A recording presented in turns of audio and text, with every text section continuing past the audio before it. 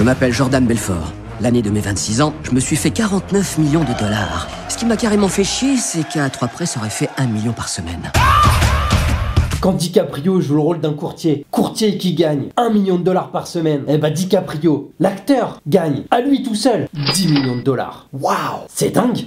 Non, 10 millions de dollars, c'est pour les films. Parce que dans la vraie vie, les financiers les mieux payés sont encore mieux payés. Plusieurs milliards par an. La news du jour, c'est le gérant de hedge fund le mieux payé de la planète. Nom, Tepper. Prénom, David. Âge, 56 ans. Fondateur du hedge fund Appaloosa Management LP, qui gère notamment le fonds Palomino. Et au total, 21 milliards de dollars.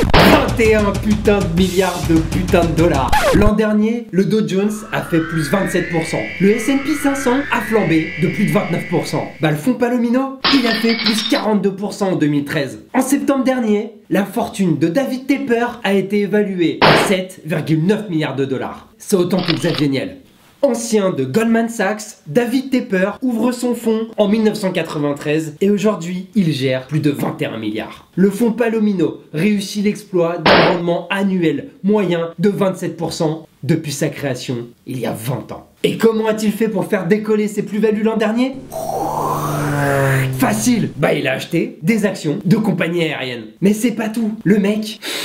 il a du flair. En septembre dernier, les marchés commençaient à flipper et à anticiper une grosse défonce. Mais David Tepper, lui, voit les marchés continuer à grimper.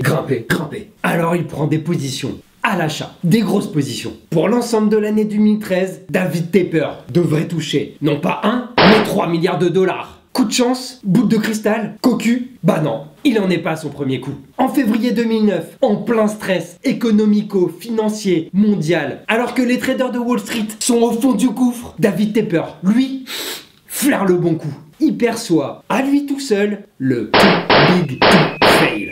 Trop grosse pour tomber. Il le sait, les États ne laisseront pas tomber les banques alors qu'elles sont dans la putain de merde. Malin, il achète des actions et des obligations de banques américaines comme Citigroup et Bank of America. Un paquet, un gros paquet. Résultat, en 2009, en pleine crise, son fonds se fait 7,5 milliards de dollars. Et pour lui, c'est jackpot. 4 milliards de dollars. Pour lui tout seul. La finance, c'est pas du cinéma, c'est mieux que du cinéma. Avec ses 8 milliards de dollars de fortune, David représente à lui tout seul 15 jours entiers de production des imprimantes rotatives du Bureau of Engraving and Printing américain. 15 jours de production de billets pour lui tout seul.